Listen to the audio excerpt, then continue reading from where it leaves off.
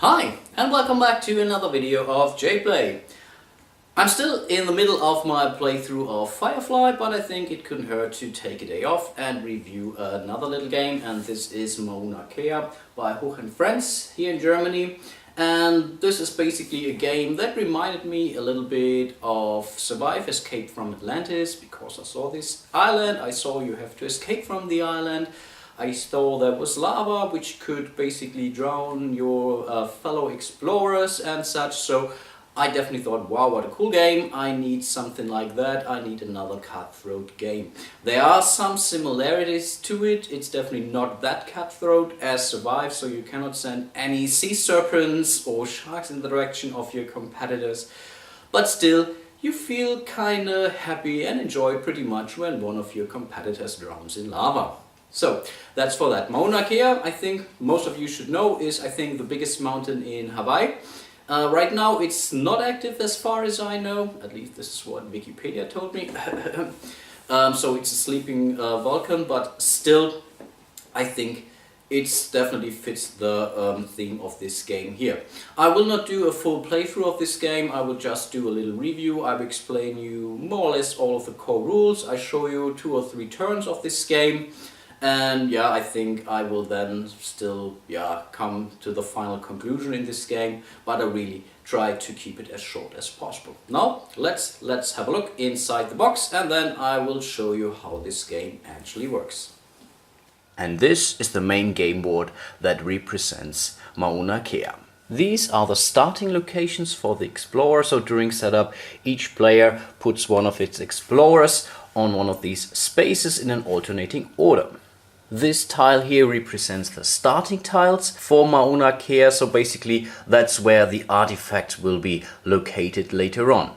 Then we have 8 boats here. These boats will also be placed at random around Mauna Kea later on, so this is basically the only way how the explorers can escape.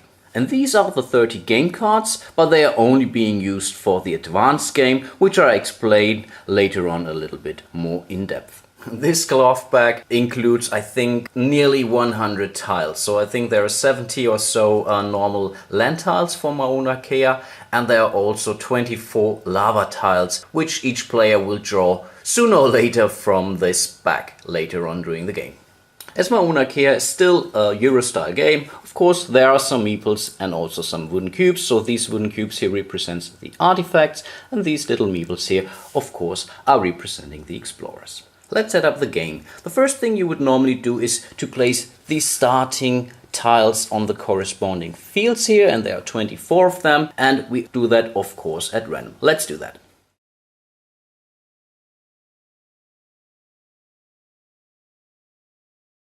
Next, we will place the boats in a random fashion on the appropriate spaces around the game board here, and later on we will just reveal their front side. As you can see, these boats have different capacity. So all these boats have at least one space for an explorer that will sit here, and really only one explorer. And then I think from 1 to 3 of these artifacts. So basically an explorer with only 1 artifact could go here. The explorer with 2 artifacts could go in this boat. If a boat cannot carry enough artifacts, then the explorer have to leave some of these artifacts behind. Note, when you leave the Mauna Kea basically with the explorer and only 1 artifact on this boat, you would also lose 1 victory point for each space that's not occupied. Now let's reveal the starting tiles.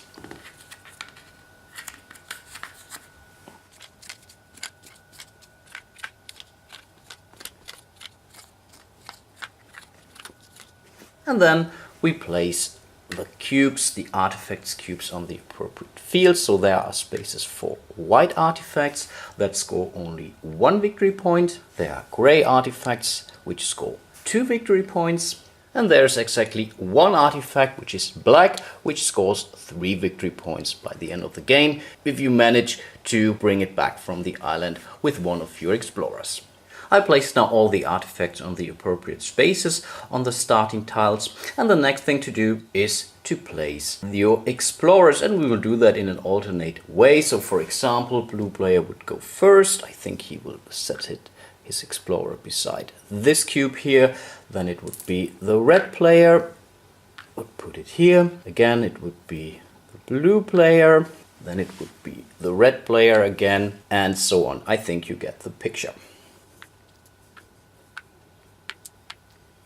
Now each player draws tiles from the cloth back here. And he draws tiles until he has a total movement value of these tiles of 5 points. I will show that what I mean. So for example, I will now start with taking my first tile. This is a lava tile, so this is something we will draw back at least during setup. So this is one of those tiles I just drawn. And these tiles serve two basic options in this game. For once, you can place them on the game board in order to extend the terrain and to allow your explorers to actually move. The second thing that you can do with them is to use them as movement points. And the movement points are printed on these tiles here in form of these circles here. So this tile has 3 movement points.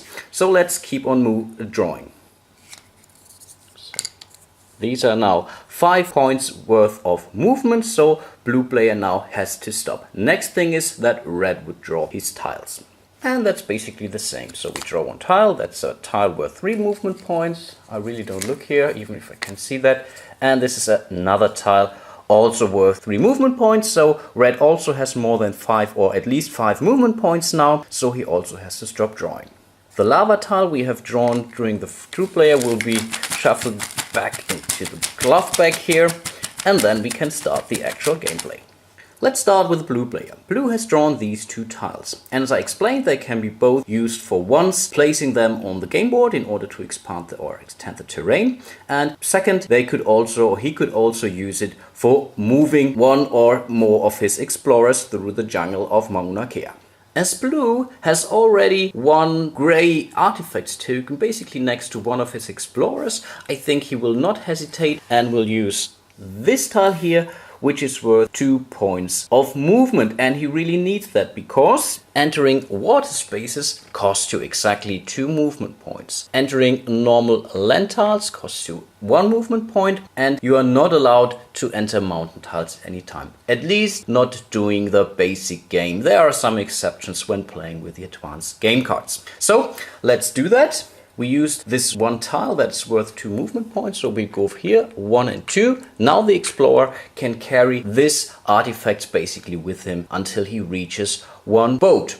Note, no other explorer is allowed to enter a space or move over a space where another explorer is already located. So basically there is no real chance that, for example, this red guy can steal this artifact from this other explorer, and the other way around also. The blue player here could not just go to the same space of another blue player here. Then we have still 1 token left in our hand, and you basically have to use all of your tokens. When you're using these tokens for movement, then you don't have to spend all the movement points, though this is really optional, but at least you have to spend all of your tiles somehow doing your game round. So let's just place this tile here so that this explorer here can maybe later on leave or follow this trail to one of the boats at the border of Mauna Kea. As his last action, the blue player again draws up to 5 movement points now. So these are 2 movement points. Let's move on. And this is our first lava tile, and this is something we have to play instantly. So let's do that. Okay, what happened here? For once, we have drawn ourselves a lava tile, and you see this is basically the center of the eruption here, and the eruption has 4 different kind of arrows, and this is also the case for the lava tiles you're about to draw. So in this case, we have to place the lava tile to the corresponding arrow, and this is already a problem as this matches this tile. So this explorer, including the artifact, is already out of the game. And this was really tough luck for the blue player because we cannot score any victory points for this explorer, and also not for the artifact, of course. When we now draw the next tile with this kind of arrow, these 2 explorers would be also lost, of course. Still, we have to draw 3 additional movement points, or at least 3 additional movement points, and this is another lava tile, so let's place that as well. And in this case, again, this is very bad luck because 2 artifacts have just vanished. They were not that expensive, but still there were 2 artifacts. Still, let's keep on drawing. These are now 4 points worth of movement, and this, oh wow, this was a good draw. So in total he just have drawn 7 points worth of movement. This is definitely something he can use during his next turn.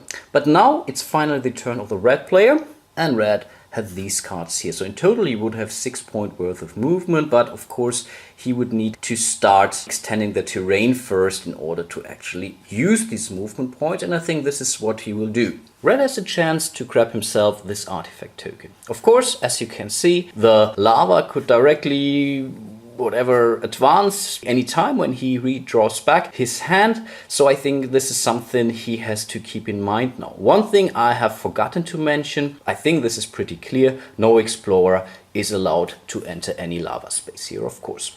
So I think we will just use this tile here to extend the terrain a little bit, and then he will use this movement card here, so 3 points worth of movement to go here, 1, 2, and then with the artifact he has 1 movement point left.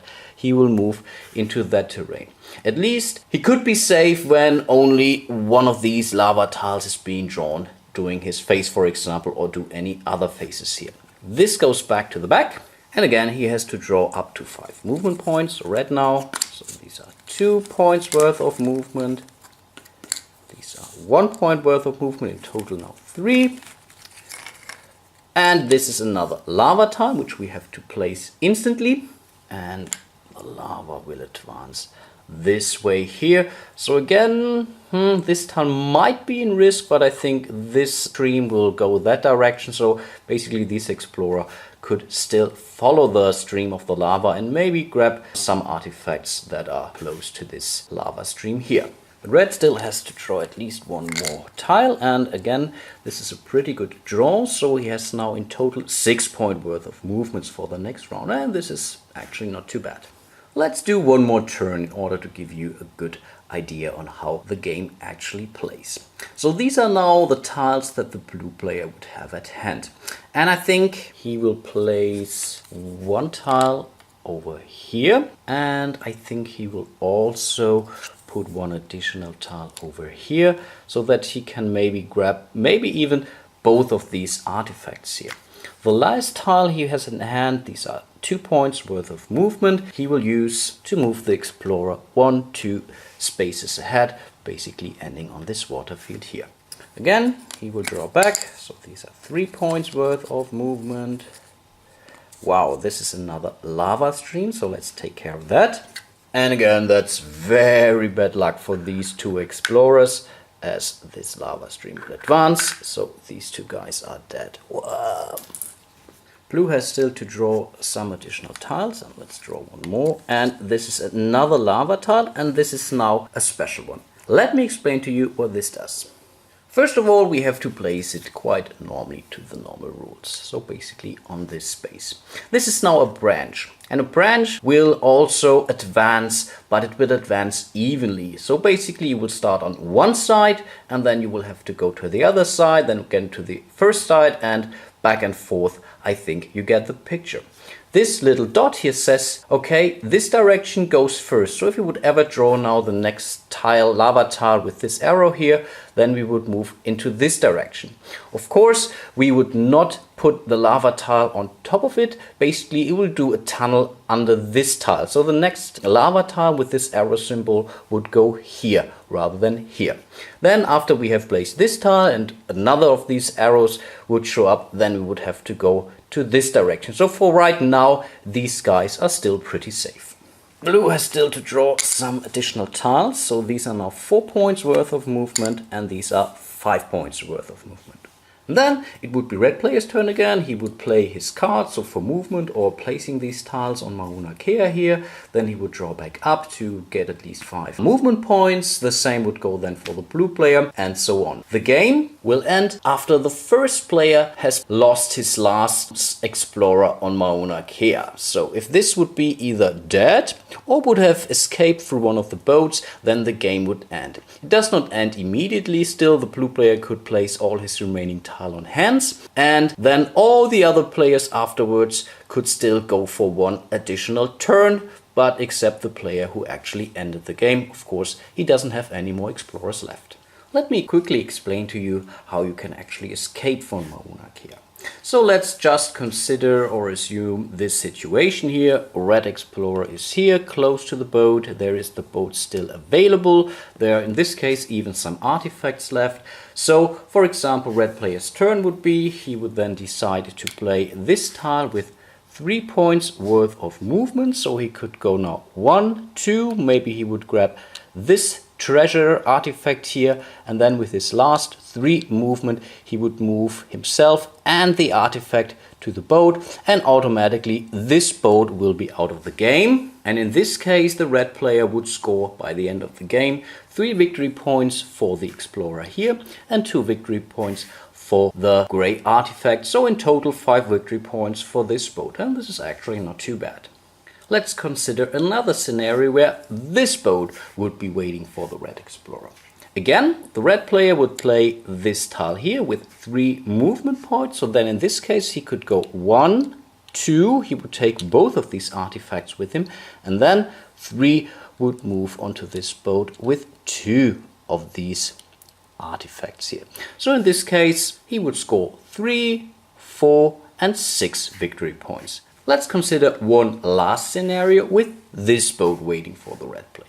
Again, the red player would use this movement tile. Again, he would move 3 spaces, so that's 1, 2 and 3. So he would move onto this boat. Now let's check at the scoring for this boat. And in this case he would score 3, 4 and 6 movement points, but he would lose 1 victory point because he kept 1 space empty. So for this boat the red player would only score 5 victory points. Still not too bad. Once those boats are gone, they are gone. So no other explorer will be able to use this boat to escape from the island. And whoever has the most victory points by the end of the game, of course, wins it. Let's have a quick look at the advanced game. The advanced game is pretty similar to the basic game, but there are these game cards here. So during the setup, each player now draws 6 of these cards, 4, 5 and 6. So let's just assume these are the 6 cards. Then he has to choose 4 of these cards. So for example, these 4, and the other 2 will be removed from the game. So this is now the hand for this game of Mauna Kea for this player. And there are basically 2 different card types in the game. For once, there are these cards that give you additional victory points by the end of the game. For example, this card here brings you 2 additional victory points for the black artifact if you happen to rescue it from Mauna Kea. And then there are action cards, and these action cards can only be played once during the complete game. So after playing them you have to discard them more or less. In this example, this is the helicopter rescue, and this allows you to rescue one of your explorers, including all of his artifacts, from the island. The bad thing about this one is you don't score any victory points for the explorer himself, so we would place the appropriate explorer on this card, but you still are allowed to score all of his artifacts. So if you really happen to have an explorer with maybe even 4 artifacts or so, this could definitely be worth an option. And then there are action cards with this, like this water movement card here. And this will allow you to move through any number of water fields that are adjacent to each other. Note, diagonally movement is not allowed. So in this example, the red player could use this water movement card basically to move through all these water tiles that are adjacent to that. Note, you can start on a land tile, for example, but your movement has to end on a water tile. Also, whenever you are basically passing a field with an artifact, so just like for this example, your movement also has to stop immediately. And then this card is discarded and removed from the game. Additionally, there are similar tiles for mountain movement. So I think I mentioned this exception to the rule that you are normally not allowed to move through the mountain. With this card you are allowed. There are these earthquake cards, which lets you more or less change the orientation of any tile as long as there are no explorer on these tiles. There can be artifacts on this tile. Afterwards, you're also allowed to draw 1 additional tile from the back and place it on Mauna Kea space, so you cannot use it for actual movement. There are additional kinds of victory conditions. So for example, gaining additional points when you escape with a blue boat here. For 2 of these gray stones you get additional victory points, and so on. So definitely playing with the advanced rules definitely bring you some more depth into the game here. But still, it's fun to play this without the advanced game here, especially when you want to have it for family game with more whatever, play it with kids that are no older than 6 or 7 years old or so. I really cannot call. One additional thing to the advanced rule though is that tiles that are being used for movement will not be put back into the bag. So they will be removed from the game, and this will dramatically increase the chance of a lava eruption here, of course. I hope the game mechanics got clear to you for Mauna Kea. Personally, I really like this game. It's definitely a quite light game, so you have to be honest with this one. This is nothing for the core gamer, but it's still a fun family game. It's not as cutthroat as Survive Escape from Atlantis is, for example, but still from time to time you're quite happy when you see one of your competitors drown in lava actually. So this is definitely something we enjoyed when we played that very recently. With the advanced game mechanics, so like these cards here for example, you can bring some more depth into the game, but still it's not quite as appealing as any other hardcore Euro style game. But overall it's definitely a nice game. I really enjoyed playing it, and maybe you could like it too. So I think I end my review for today. I hope you enjoyed it, and I think next time I will definitely go on with my playthrough of Firefly. See you then. Bye bye.